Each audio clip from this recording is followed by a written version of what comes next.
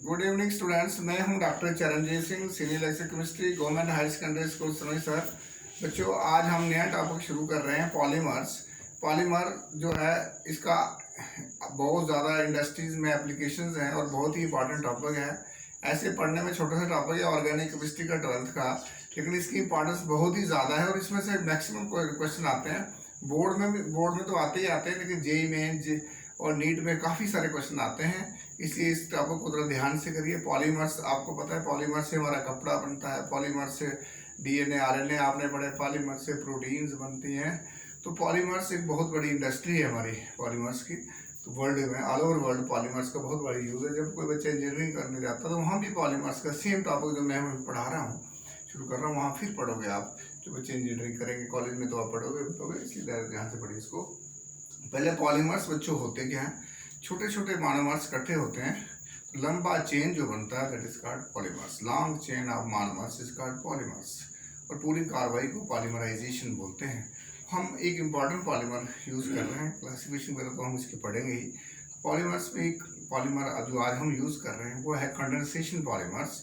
और condensation polymers क्या होते हैं? उसमें फिनोल के साथ हमें फॉर्मेल्डिहाइड को रिएक्शन करवानी है। फिनोल की और फॉर्मेल्डिहाइड की जब रिएक्शन करवाएंगे इन प्रेजेंस ऑफ ए एसिड और बेस, यहाँ एसिड नहीं लेंगे, हम बेस ही लेंगे, इन प्रेजेंस ऑफ ए बेस, तो आगे जो बनता प्रोडक्ट वो मोनोमर होगा। फिर वो बार बार जुड़ेगा तो एक लीनियर पॉलीमर बनेगा और उसका नाम नोवलैक होगा। और इस दौरान में हम क्या करते हैं, इसमें फॉर्मेल्डिहाइड इस सेक्शन में कम रखते हैं और फिनोल को ज़्यादा रखते हैं। फिर हम क्या करते हैं, सेकंड स्टेप में फॉर्मेल्डिहाइड ज़्यादा रखते हैं और फिर रिएक्शन करते हैं तो हमें क्रॉस लिंक्ड पॉलीमर्स मिलते हैं। और वो क्रॉस लिंक्ड पॉलीमर्स जो हैं उन्हीं का नाम बेकलाइट्स है। और बेकलाइट्स बोर्ड के एंगल से बड़ा इंपॉर्टेंट क्वेश्चन है, नीट जेईई मेंस के एंगल से बड़ा इंपॉर्टेंट क्वेश्चन है। और ये इसकी इंपॉर्टेंस क्या है बच्चों, मैं डिटेल में तो आऊँगा, लेकिन आपको पहले समरी से मालूम।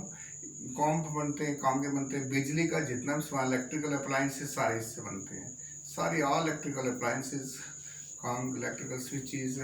नवलैक से पेंट बनता है, वार्निशेस, पेंट्स, ये बनते हैं हमारे पास। और बेकलाइट जो क्रॉस लिंक पॉलीमर है, ये बड़ा स्ट्रॉन्ग, जो क्रॉस लिंक की बात आती है, थर्मोसेटिंग पॉलीमर है, ये सॉलिड मटेरियल है। तो अब हम चलते हैं वन बाय वन, जो पेपर में आपने लिखना है, जो आपने प्रेजेंट करना है, ये तो आ गई है इसकी एक लंबी डिटेल।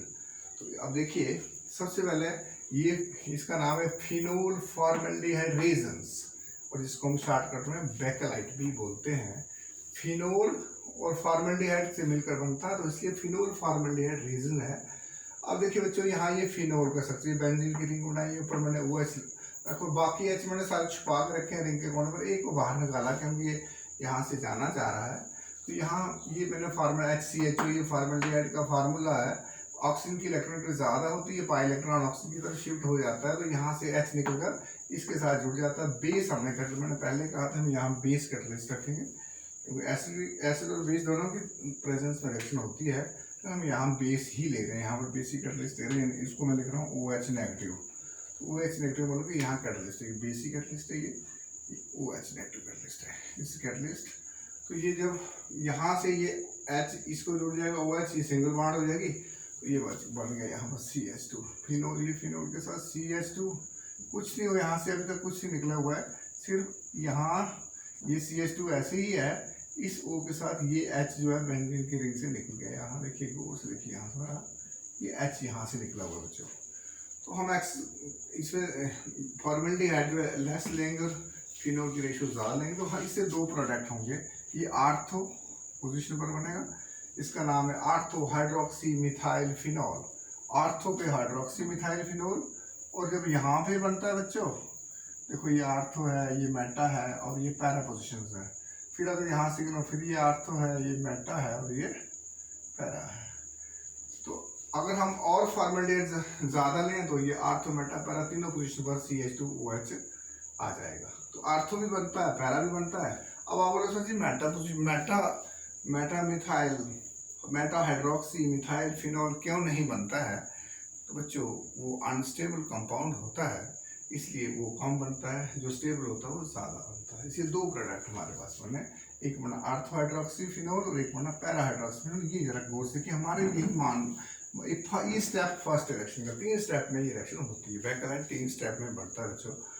अब स्टेप सेकंड में हम क्या करते हैं कि जो पहले स्टेप में बना हुआ है ये वाला आर्थो हाइड्रोक्सी मिथाइल फिनोल, इसका नाम है आर्थो हाइड्रोक्सी, ये जो लिखा हुआ है यहाँ पर methyl phenol, METHY, methyl phenol, तो मैंने यहाँ लिखा हुआ है आर्थो हाइड्रोक्सी मिथाइल फिनोल। अब हम क्या करते हैं, इसकी पॉलीमराइजेशन करते हैं। मान लीजिए मैं एन नंबर ले रहा हूँ यहाँ पर, तो यहाँ मैंने 2 ही दिखाए हैं, आप ज़्यादा भी ले सकते हैं। तो इससे क्या होगा, देखिए इसका CH2 सेंटर में रह जाएगा, दूसरी फिंगरिंग आएगी ऐसे ही, तो उसका इधर से H निकलेगा, दोनों साइड से H और OH, इधर से OH और उधर से H, वाटर मॉलिक्यूल हुआ। बच्चों जब कंडेंसेशन की बात आती है छोटे छोटे मॉलिक्यूल रिमूव होते हैं, जरूरी नहीं वाटर मॉलिक्यूल हो, कुछ और भी रिमूव हो सकता है। तो यहाँ से वाटर मॉलिक्यूल रिमूव हो जाता है। इस तरह से ये बन जाता है हमारे पास एक लीनियर चेन पॉलीमर बन जाता है। लीनियर, छोटा, बड़ा ज़्यादा क्वांटिटी में भी है, स्मॉल क्वांटिटी में बन रहा है। और इस पॉलीमर को हम बोलते हैं नोवलैक, NOVOLAC। इसमें कम फिनोल और फॉर्मल्डिहाइड के यूनिट जुड़े होते हैं।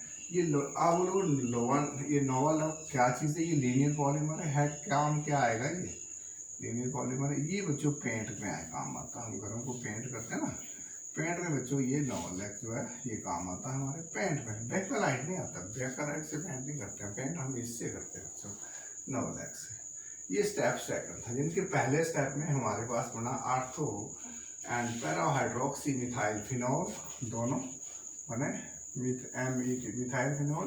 दूसरे स्टेप में हमारे पास लीनियर पॉलीमर बना, और हमारा मकसद तो अभी भी हल हुआ, हमने तो बनाना है बेकलाइट। अब हम क्या करते हैं, यहाँ क्या करते हैं, ये आ गया आर्थो हाइड्रोक्सी, ये है आर्थो हाइड्रोक्सी मिथाइल फिनोल, पहले स्टेप में ortho hydroxy methyl phenol, hydroxy methyl phenol, MET methyl PHNOL phenol. और ये है para hydroxy methyl phenol, methyl phenol.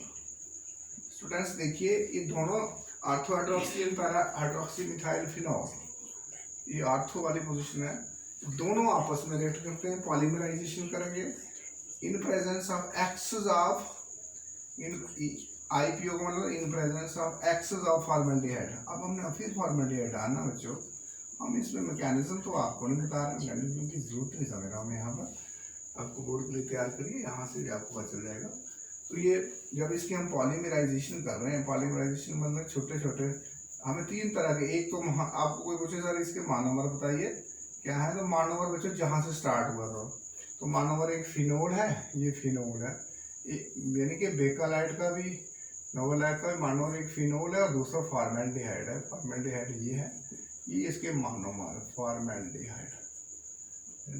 तो देखो बच्चों, इसमें पहले स्टेप में एक हमारे पास मसा ये यूनिट बना ortho and para hydroxy methyl phenol.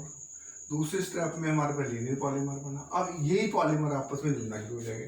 देखिए ऊपर वाली लाइन में N नंबर लिया मैंने, ये जुड़ता जा रहा है, इधर से H निकल लेफ्ट से और राइट से CH2, इसका H, ये देखिए यहाँ से वाटर मॉलिक्यूल, यहाँ से वाटर मॉलिक्यूल, इस तरह से वाटर मॉलिक्यूल। जब ये वाटर मॉलिक्यूल मैं रिमूव करूँगा, H और OH ये रिमूव हो जाएगा, तो हमारे पास ये डायरेक्ट बन गया, यहाँ से ये लिंक कर गया, ये लिंक कैसे हो गया इसका।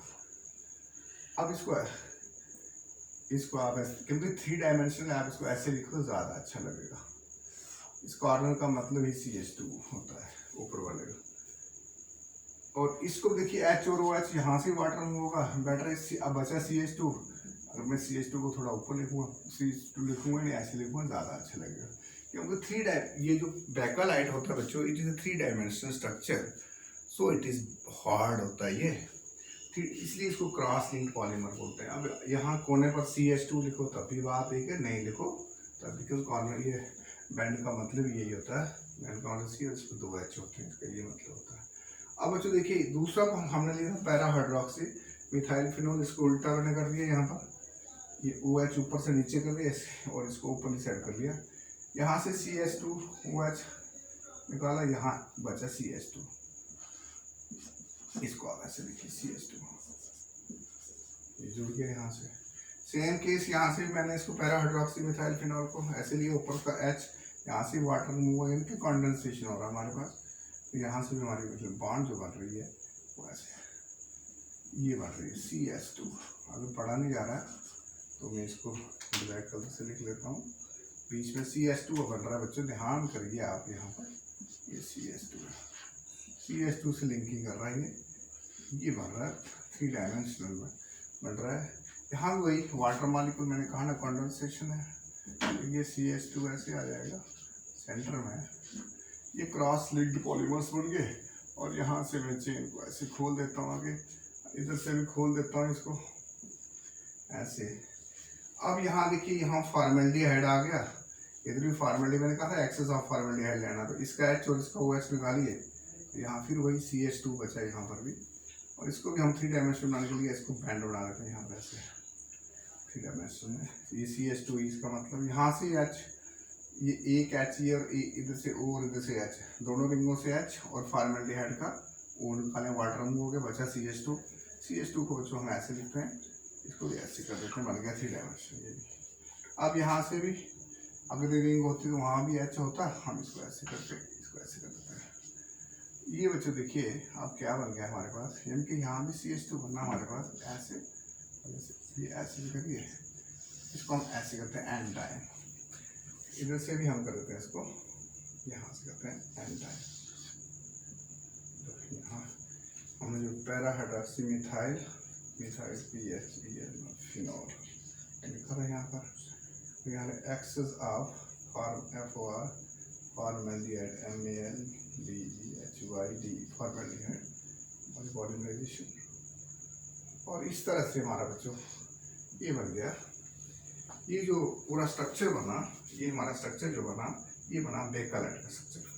अब देखिए बेकलाइट ने बड़ा रेवोल्यूशन लाया इंडस्ट्रीज में सिंथेटिक प्रोडक्ट्स बनाने में। ऐसे बेकलाइट जो है, bakelite is a condensation polymer, क्योंकि इसमें कोई मॉलिक्यूल तो निकले, आपने देखा जगह जगह वाटर मॉलिक्यूल मूव हो रहे थे, so it is a condensation polymers.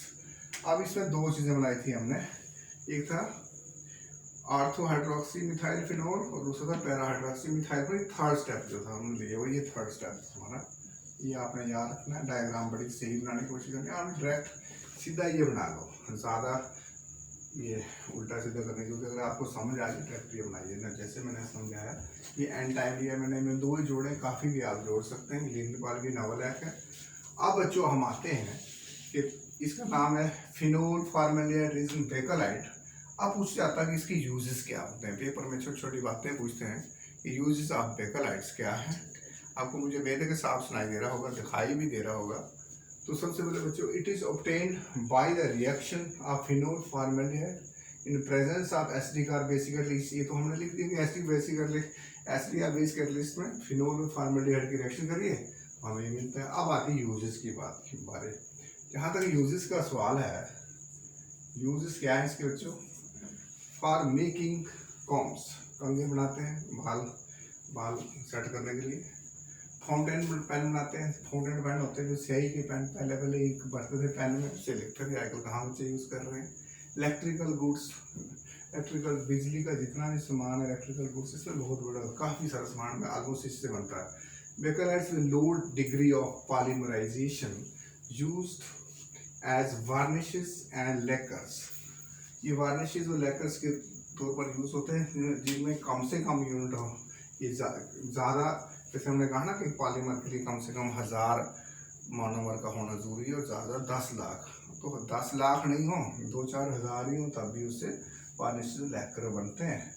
नोवलैक is use in pen. नोवलैक जो बनाया था हमने, ये नोवलैक यही पेंट में यूज़ है, मैंने पहले भी कह दिया और यहाँ लिखा भी है। Novolac on heating with excess of formaldehyde, मैंने पहले बोला था in presence of excess of formaldehyde, इसके साथ हीट करना है हमने।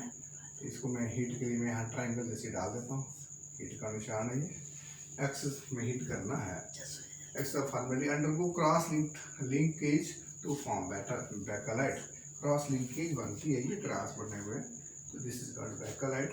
Bakelite is very important product बच्चों, बहुत ही ज़्यादा इंपॉर्टेंट है। वो पेपर कोई नहीं होता है जिसमें बेकलाइट का क्वेश्चन नहीं होता है। कभी इसके मोनोमर पूछ देते हैं, कभी इसका कोई यूज़ पूछ देते हैं, तो कभी बेकलाइट की डेफिनेशन बुक्स देते हैं। इसे 3 के 3 step, first step, second step और थर्ड स्टेप, और यूजेस भी छोड़िए हमारे इसको। और ये फिगर में लिखा है, फिगर किस चीज़ की है, ये फिगर है क्रॉस, मैंने यहाँ लिखा हुआ क्रॉस लिंक पॉलीमर्स, ये क्रॉस लिंक पॉलीमर्स। और ये आपने फिर याद करने हैं। थैंक यू वेरी मच बच्चों। Okay bye, all the best, all the best बच्चों।